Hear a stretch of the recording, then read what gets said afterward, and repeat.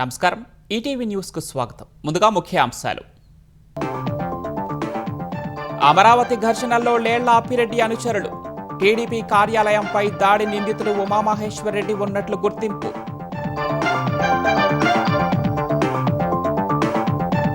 YCP మోకకు Amaravati మహిళలు గుణపాఠం చెప్పారన్న మంత్రులు. భయపడే రోజులు పోయాయని స్పష్టీకరణ.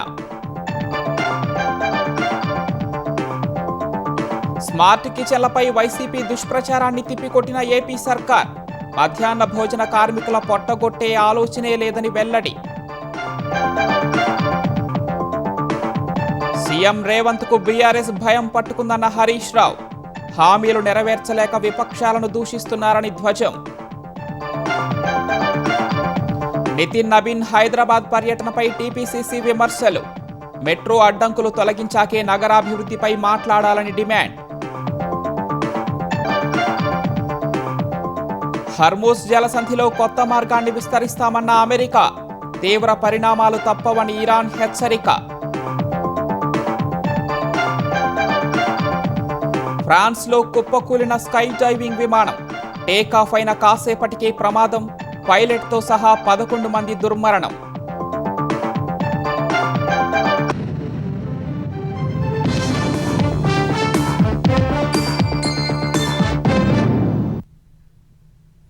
రాజధాని అమరావతిలో 2 రోజుల క్రితం వైసీపీ నేతల రాక సమయంలో జరిగిన ఘర్షణల్లో లేళ్ల అప్పిరెడ్డి అనుచరులను పోలీసులు గుర్తించారు.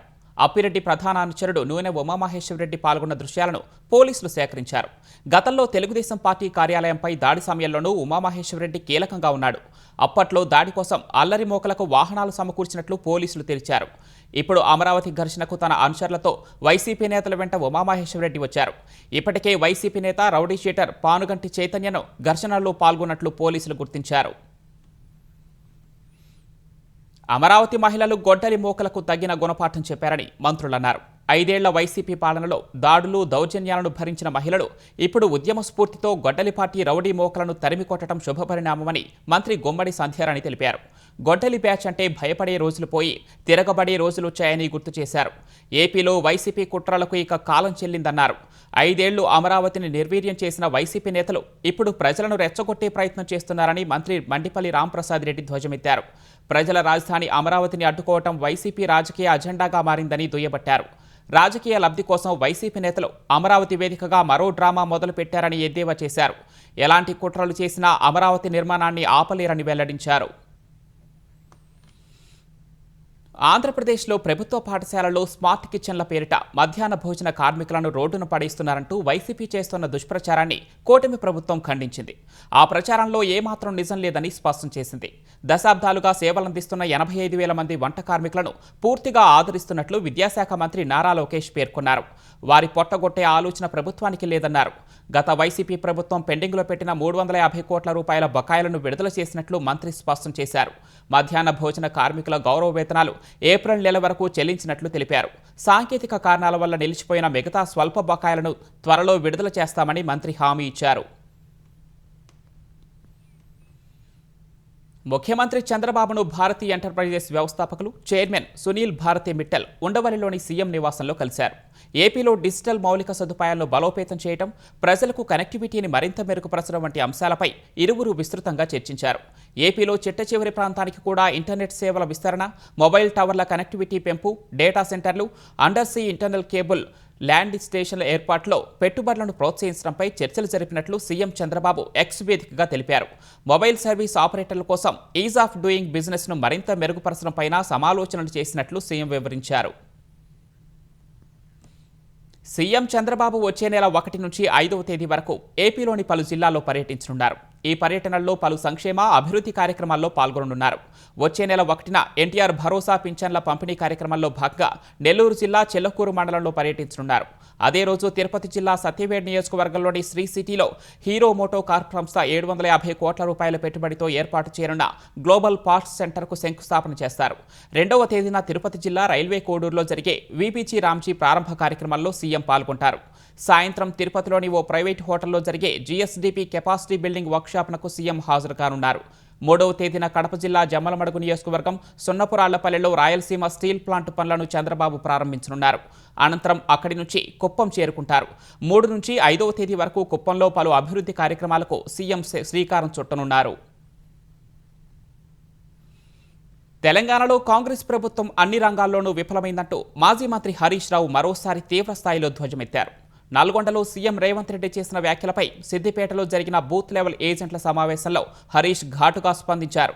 తమ ఎమ్మెల్యేలను లాక్కొని ప్రగల్భాలు పలకటం కాదని, దమ్ముంటే వాళ్లతో రాజీనామా చేయించి ఎన్నికలకు రావాలంటూ సవాల్ విసిరారు. సీఎం హోదాలో ఉన్న రేవంత్ రెడ్డి పరిపాలన గాలికి వదిలేసి తన ఎత్తు, భౌతిక రూపం గురించి దిగజారి మాట్లాడుతున్నారని మండిపడ్డారు. పచ్చి అబద్ధాలు మాట్లాడటం, రైతు బంధు వేయకుండా రైతులను మోసం చేయటమే రేవంత్ నైజమని హరీష్ ధ్వజమెత్తారు. రెడ్డి రైతుల గురించో, తెలంగాణ ఉద్యమం గురించో, ఎస్ఎల్బిసి టనల్ గురించో, కాళేశ్వరం గురించో ఆయన మాట్లాడితే దయ్యాలు వేదాలు వల్లించినట్టుంది. ప్రజల కింద ఏమనుకుంటున్నారు నిన్ను చూసానికి కొంచెం ఒక సర్వే తెప్పించుకో, నీ ఇంటెలిజెన్స్ రిపోర్ట్ తెప్పించుకో. నువ్వు మమ్మల్ని తిట్టడం ద్వారానో ప్రజల దృష్టి మరల్చలేవు. నువ్వు ఎన్ని రకాలుగా మమ్మల్ని నన్ను ఇబ్బంది పెట్టాలని చూసిన బిడ్డ, తెలంగాణ ఉద్యమం చేసిన వాళ్ళం, తెలంగాణ తెచ్చిన వాళ్ళం, ఈ తెలంగాణను కాపాడడం కోసం నిన్ను అడుగడుగునా ప్రశ్నిస్తూనే ఉంటాం. హైదరాబాద్ మెట్రో విస్తరణకు కేంద్రం విధించిన అడ్డంకులను తొలగించిన తర్వాతే బీజేపీ చీఫ్ నితిన్ నబీన్ నగరాభివృద్ధి గురించి మాట్లాడాలని Telangana PCC chief Mahesh Kumar Goud demand చేశారు. నితిన్ నబీన్ పర్యటనపై తీవ్రంగా స్పందించిన మహేష్, కాళేశ్వరం ప్రాజెక్టు అవినీతిపై సీబీఐ ఎందుకు చర్యలు తీసుకోవడం లేదో ప్రజలకు సమాధానం చెప్పాలన్నారు. బీజేపీ నిర్వహించిన సమావేశం పూర్తిగా ఫ్లాప్ షోగా మారిందని, గ్రేటర్ హైదరాబాద్ ఎన్నికల్లో గెలుపు గురించి మాట్లాడటం విడ్డూరమని వ్యాఖ్యానించారు. తెలంగాణలో బెంగాల్ తరహా విభజన రాజకీయాలు సాగవని, ఇది ప్రజాపాలన అందిస్తున్న ఇందిరమ్మ ప్రభుత్వమని స్పష్టం చేశారు.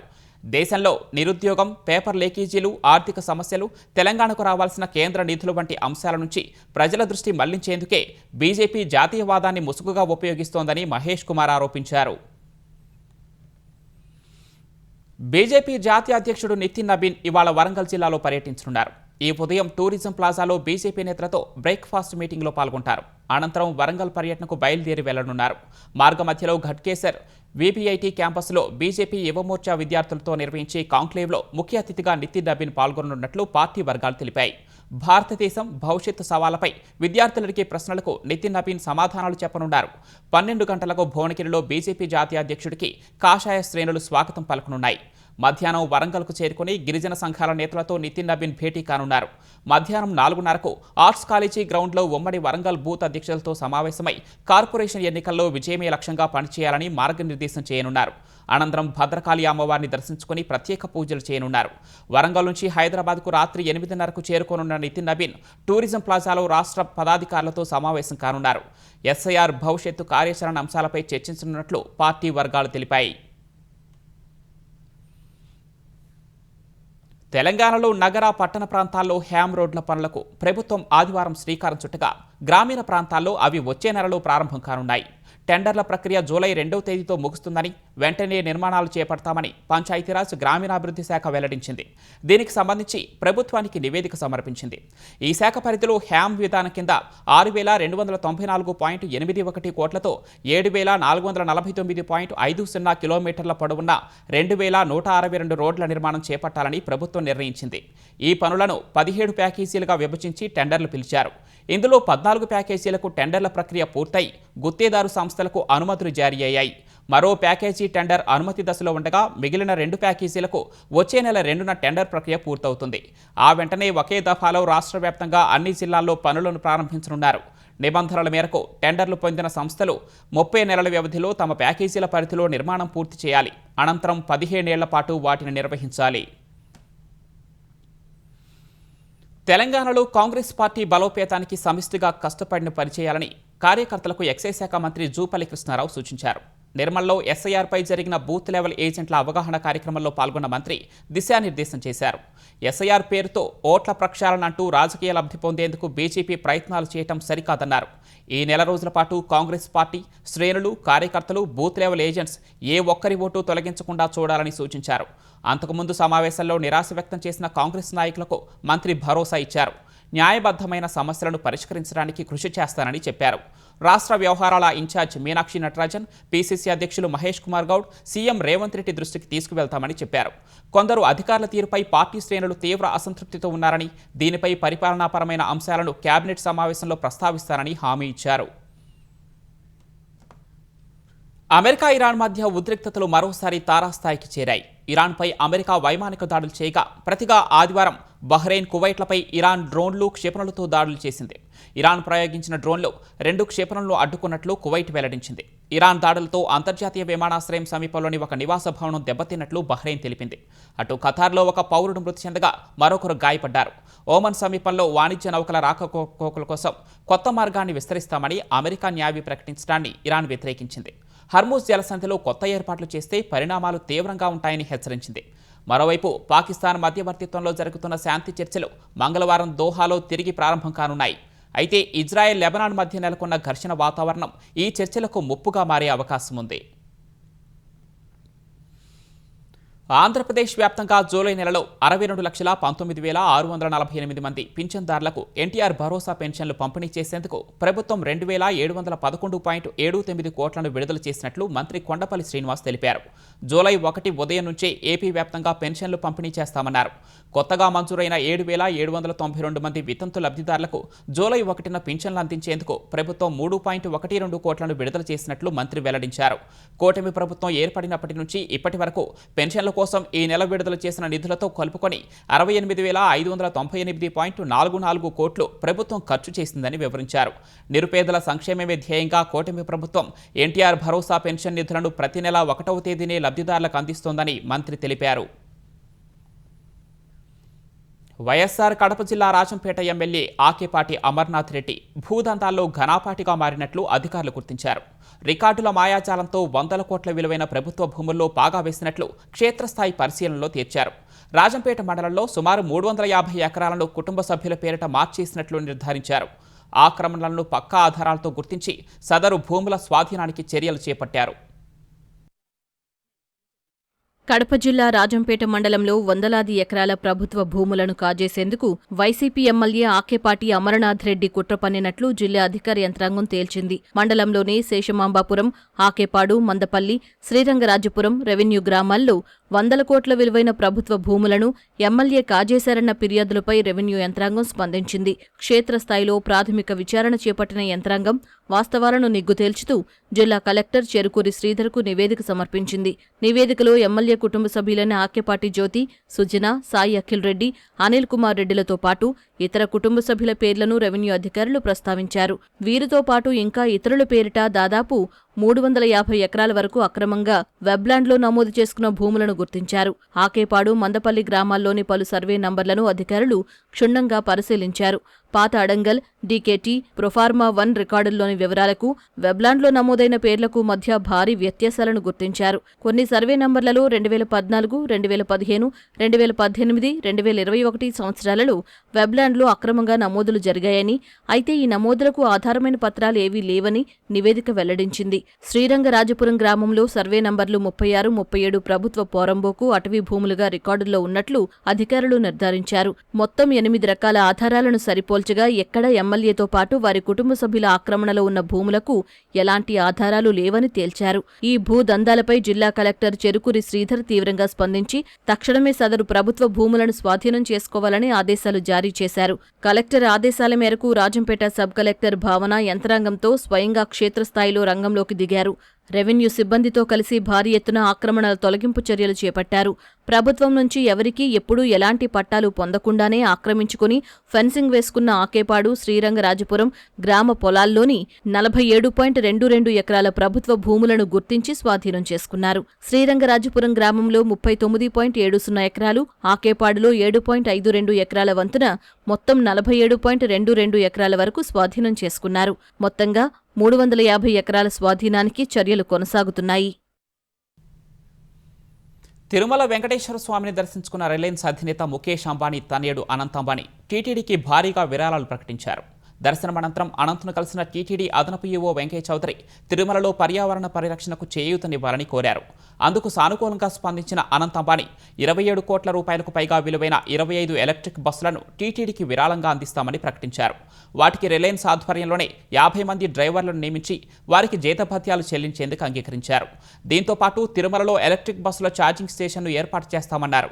తర్వాత స్థానిక ఎస్వీ గోశాలను సందర్శించిన అనంత్ అంబానీ గుజరాత్లో రిలయన్స్ నిర్వహిస్తోన్న వంతరారా తరహాలో తిరుమల గోశాలను ఆధునీకరిస్తామని హామీ ఇచ్చారు.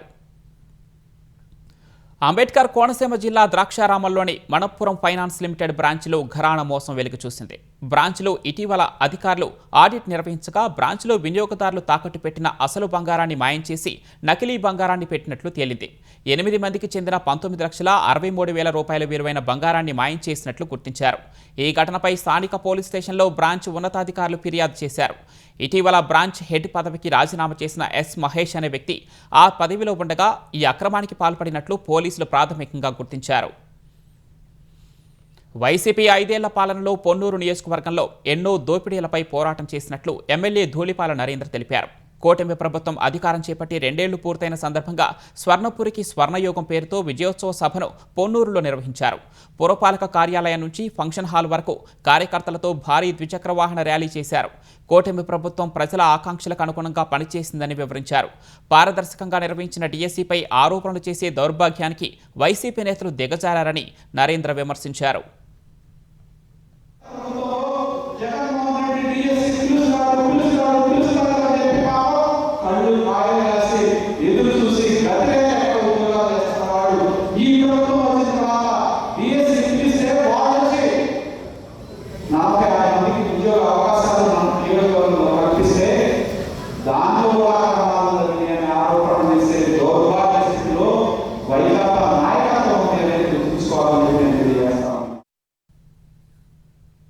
రాజకీయ పార్టీలు నాయకులు తమ ప్రవర్తనపై ఆత్మపరిశీలన చేసుకోవాల్సిన అవసరం ఎంతైనా ఉందని మాజీ ఉపరాష్ట్రపతి వెంకయ్యనాయుడు స్పష్టం చేశారు. విజయవాడలో జరిగిన వెంకయ్యనాయుడు 50 ఏళ్ల రాజకీయ జీవన ప్రస్థానాన్ని తెలియజేస్తూ సీనియర్ పాత్రికేయుడు మాశర్మ రచించిన వెంకయ్య నాయకుడు పుస్తక పరిచయ కార్యక్రమంలో ఆయన ముఖ్య అతిథిగా పాల్గొన్నారు. ఈ కార్యక్రమానికి మంత్రులు కొలుసు పార్థసారథి, కొల్లు రవీంద్ర హాజరయ్యారు. ఈ సందర్భంగా తన అనుభవాలను పంచుకున్న వెంకయ్యనాయుడు రాష్ట్ర విభజన నాటి పరిస్థితుల నుంచి నేటి తరం రాజకీయ నేతలు వ్యవహరిస్తున్న తీరు వరకు వివరించారు.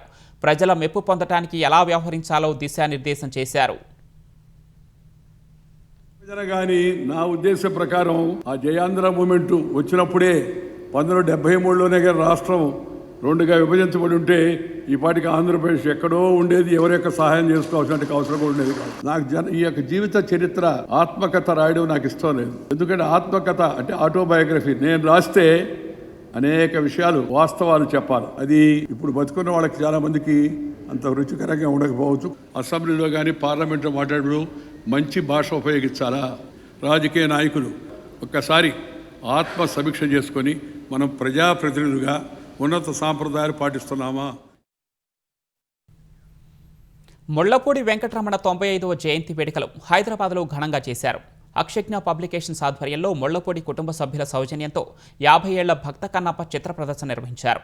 చిత్ర ప్రదర్శనకు ముందు అక్షజ్ఞ పబ్లికేషన్స్ ప్రచురించిన గిరీశం లెక్చర్లు, 2 అమ్మాయిలు 3 అబ్బాయిలు, భక్త కన్నప్ప వెండితెర నవల పుస్తకాలను ఆవిష్కరించారు. హాస్యానందం మాసపత్రిక నిర్వహించిన ముళ్లపూడి వెంకటరమణ సింగిల్ పేజీ హాస్య కథల పోటీ విజేతలకు బహుమతులు ప్రదానం చేశారు. ఈ కార్యక్రమంలో పాల్గొన్న ఆంధ్రప్రదేశ్ డిప్యూటీ స్పీకర్ రఘురామకృష్ణరాజు ముళ్లపూడి వెంకటరమణ తెలుగు సాహిత్యం, సినీ రంగానికి చేసిన విశిష్ట సేవలను కొనియాడారు. వెంకటరమణ గారు ఆ రోజుల్లో బుడుగుని సృష్టించి శ్రీగాన పశునాంబ బుడుగు అనే క్యారెక్టర్ను ఆ రోజుల్లో మరి మా చిన్నతనం కన్నా ముందే ఆ క్యారెక్టర్లో జనబాహుల్యంలోకి బాగా వెళ్ళిపోయింది. ముత్యాలం ముక్కు, సంపూర్ణ రామాయణం, మచ్చుకి 2-3 పేర్లు చెప్తే వారి గొప్పతనం తెలుస్తుంది. ఫ్రాన్స్లో ఘోర విమాన ప్రమాదం జరిగింది. స్కై డ్రైవర్స్తో వెళ్తున్న ఓ చిన్న విమానం కుప్పకూలి పైలట్ సహా విమానంలోని మొత్తం 11 మంది ప్రాణాలు కోల్పోయారు. ఈశాన్య ఫ్రాన్స్లోని టాంబ్లెన్ ప్రాంతంలో ఈ దుర్ఘటన జరిగింది. నాన్సీ ఎస్ఏ విమానాశ్రయం నుంచి స్కై డైవింగ్ కోసం టేకాఫ్ అయిన కొద్దిసేపటికే విమానం రన్వేకు 300 మీటర్ల దూరంలో కుప్పకూలింది. మృతుల్లో 5 పారాచూట్ ఇన్స్ట్రక్టర్లు, 5 కొత్తగా స్కై డైవింగ్ నేర్చుకునేవారు ఉన్నట్లు ఫ్రాన్స్ అంతర్గత వ్యవహారాల మంత్రి లారెంట్ వెల్లడించారు. బాధిత కుటుంబాలు చూస్తుండగానే విమానం అమాంతం నేలకూలటం అత్యంతగా కలిచివేసిందని ఆవేదన వ్యక్తం చేశారు. ఈ ఘటనపై దర్యాప్తు చేస్తున్నట్లు పేర్కొన్నారు. కళ్ళెదుటి ఆత్మీయులు విగతజీవులుగా మారడంతో బాధిత కుటుంబ సభ్యులు కన్నీరు మున్నీరుగా విలపిస్తున్నారు. అధిక ఉష్ణోగ్రతలు, వడగాలులతో ఐరోపా దేశాలు ఉక్కిరిబిక్కిరవుతున్నాయి. అసాధారణ వేడి కారణంగా ఫ్రాన్స్లో గత వారం రోజుల్లో 1000 మంది ప్రాణాలు కోల్పోయినట్లు ఆ దేశ ప్రజారోగ్య సంస్థ ప్రకటించింది. ఇవి ప్రతిరోజు నమోదయ్యే సాధారణ మరణాలకు అదనమని వెల్లడించింది. అత్యధిక ఉష్ణోగ్రతలతో రోజురోజుకు మృతుల సంఖ్య పెరుగుతున్నట్లు పేర్కొంది. ప్రపంచంలోనే అత్యంత వేగంగా వేడెక్కుతున్న ఖండం యూరప్ అని WHO తెలిపింది. ఆయా దేశాల పౌరులను రక్షించుకోవడానికి మరిన్ని చర్యలు చేపట్టాలని సూచించింది. మరోవైపు అధిక వేడితో జర్మనీలో కార్చిచ్చులు చోటు చేసుకుంటున్నాయి.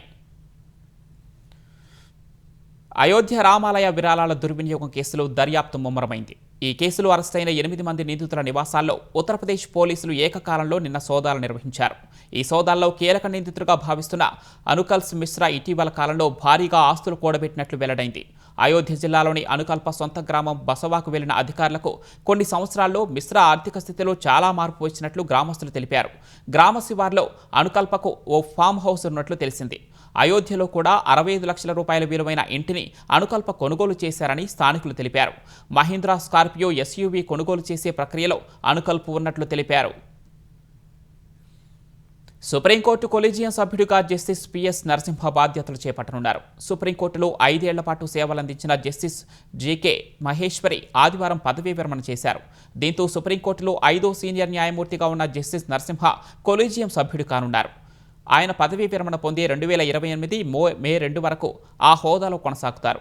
CJI justice Surya Kant, justice Vikram Nath, justice BV Nagarathna, justice MM Sundresh, justice Narasimha కొలీజియంలో కొనసాగనున్నారు. కరాచీలో ఉన్న సైనిక స్థావరంపై జరిగిన ఉగ్రదాడి వెనుక భారత్ హస్తం ఉందన్న పాక్ ఆరోపణలను కేంద్రం తోసిపుచ్చింది. పాక్ ఆరోపణలను పూర్తిగా తిరస్కరిస్తున్నామని వెల్లడించింది. ఇతరుల వైపు వేలెత్తి చూపే ముందు దాయాది దేశం ఆత్మవిమర్శ చేసుకోవాలని హితవు పలికింది. ఉగ్రవాద మౌలిక వసతుల నిర్మూలనకు చర్యలు తీసుకోవాలని పొరుగు దేశాన్ని సూచించింది. ఉగ్రవాదాన్ని ఒక ప్రభుత్వ విధానంగా వాడుకునే వక్రబుద్ధిని పాక్ మానుకోవాలని విదేశీ వ్యవహారాల శాఖ అధికార ప్రతినిధి రణధీర్ జైస్వాల్ పేర్కొన్నారు. వాట్సాప్ వెబ్ డెస్క్టాప్ వినియోగదారుల లక్ష్యంగా దేశంలో భారీ మాల్వేర్ దాడులు జరుగుతున్నాయని జాతీయ సైబర్ సెక్యూరిటీ పర్యవేక్షణ సంస్థ సెట్టిన్ హెచ్చరించింది. ఈ మాల్వేర్ ప్రవేశిస్తే సైబర్ నేరగాళ్లు అనుమతి లేకుండానే కంప్యూటర్, ల్యాప్టాప్లను తమ ఆధీనంలోకి తీసుకునే ప్రమాదం ఉందని పేర్కొంది. ప్రముఖ సైబర్ సెక్యూరిటీ సంస్థల పరిశోధనల ఆధారంగా సెట్టిన్ ఈ నివేదికను రూపొందించింది. మొదట కొన్ని ఖాతాలను హ్యాక్ చేస్తున్న హ్యాకర్లు ఆ తర్వాత సదరు ఖాతాలోని కాంటాక్ట్స్ ఉన్న స్నేహితులు, బంధువులు, సహోద్యోగులకు ప్రమాదకరమైన ఫైళ్లను మెసేజ్ రూపంలో పంపుతున్నారు. తెలిసిన వారి నుంచి సందేశం రావడంతో వినియోగదారులు ఎలాంటి అనుమానం లేకుండా దాన్ని ఓపెన్ చేసి హ్యాకర్ల వలలో పడుతున్నారు. ఈ పన్నాగం ద్వారా సైబర్ నేరగాళ్లు ఖాతాల పాస్వర్డ్లు, బ్యాంకు వివరాలను దొంగలించి ఆర్థిక మోసాలకు పాల్పడుతున్నారు. ఈ మేరకు తెలియని ఫైళ్లను తెరవద్దని సెట్టిన్ హెచ్చరించింది. ఎవరైనా ఫైల్ పంపితే ఫోన్ చేసి ధృవీకరించుకోవటం మంచిదని సూచించింది. ప్రపంచ క్రికెట్లో సంచలనం నమోదైంది. T20 ఛాంపియన్ భారత్కు ఘోర పరాభవం ఎదురైంది. 2 T20ల సిరీస్లో టీమిండియాను ఐర్లాండ్ చిత్తు చేసింది. తొలి మ్యాచ్లో విజయం సాధించిన ఐర్లాండ్ రెండో T20లోనూ ఒక్క పరుగు తేడాతో గెలుపొంది సిరీస్ను సొంతం చేసుకుని చరిత్ర సృష్టించింది. ఈ మ్యాచ్లో తొలుత బ్యాటింగ్ చేసిన ఐర్లాండ్ 8 వికెట్ల నష్టానికి 154 పరుగులు చేసింది. హ్యారీ టెక్టర్ అర్ధ సెంచరీతో రాణించాడు. టెక్టర్ 53, బెంజమిన్ కాలిడ్జ్ 37, జార్జ్ డాక్రెల్ 19 పరుగులు చేశారు. భారత బౌలర్లో ప్రిన్స్ యాదవ్ 3, హర్షదీప్ సింగ్, శివన్ దూబే చెరో 2 వికెట్లు పడగొట్టారు. అనంతరం లక్ష్య ఛేదనలో 9 వికెట్ల నష్టానికి 153 పరుగులకు పరిమితమైన భారత్ ఓటమి పాలైంది. తిలక్ వర్మ మినహా మిగతా బ్యాటర్లు ఘోరంగా విఫలమయ్యారు. తిలక్ 55, హర్షిత్ రాణా 21, శివం దూబే 20 పరుగులు చేశారు. జై ముండ్రా, మాథ్యూ హోల్డర్ చెరో 3 వికెట్లు పడగొట్టారు. కెప్టెన్గా శ్రేయస్ అయ్యర్కు తొలి ప్రయత్నంలోనే ఘోర అవమానం ఎదురైంది. ఏ ఫార్మాట్లోనైనా టీమిండియాపై ఐర్లాండ్ తొలి సిరీస్ను సొంతం చేసుకుంది. అంతేకాదు T20 ఫార్మాట్లో వరుసగా 16 సిరీస్ల తర్వాత భారత్ తొలిసారి సిరీస్ కోల్పోయింది. మహిళల T20 ప్రపంచ కప్లో భారత్ జట్టు ప్రయాణం ముగిసింది. తప్పక గెలవాల్సిన మ్యాచ్లో ఆస్ట్రేలియా చేతిలో ఓటమి పాలై టీమిండియా ఇంటిదారి పట్టింది. చివరి లీగ్ మ్యాచ్లో భారత్పై ఆసీస్ 6 వికెట్ల తేడాతో విజయం సాధించింది. తొలుత బ్యాటింగ్ చేసిన భారత్ నిర్ణీత 20 ఓవర్లలో 4 వికెట్ల నష్టానికి 170 పరుగులు చేసింది. కెప్టెన్ హర్మన్ప్రీత్ కౌర్ అర్ధ సెంచరీతో మెరిసింది. హర్మన్ప్రీత్ 56, స్మృతి మంధాన 38, షఫాలి వర్మ 34, జెమిమా రోడ్రిక్స్ 34 పరుగులు చేశారు. ఆసీస్ బౌలర్లలో సోఫీ మోలినెక్స్ 2 వికెట్లు పడగొట్టింది. అనంతరం భారత్ నిర్దేశించిన 171 పరుగుల లక్ష్యాన్ని ఆసీస్ 19 ఓవర్లలో ఛేదించింది. ఎలీసా పెర్రీ, ఆష్లీ గార్డ్నర్ అర్ధ శతకాలతో జట్టుకు విజయ తీరాలు చేర్చారు. Perry 56, Gardner 53, Litchfield 24, Beth Mooney 22 పరుగులు చేశారు. భారత బౌలర్లలో శ్రీచర్ని 2 వికెట్లు, రేణుకా సింగ్, దీప్తి శర్మ చెరో వికెట్ తీశారు. ఈ ఓటమితో భారత్ టోర్నీ నుంచి నిష్క్రమించింది. తొలి సెమీస్లో ఆస్ట్రేలియాతో వెస్టిండీస్ తలపడనుండగా రెండో సెమీస్లో దక్షిణాఫ్రికాను ఇంగ్లాండ్ ఢీకొట్టనుంది.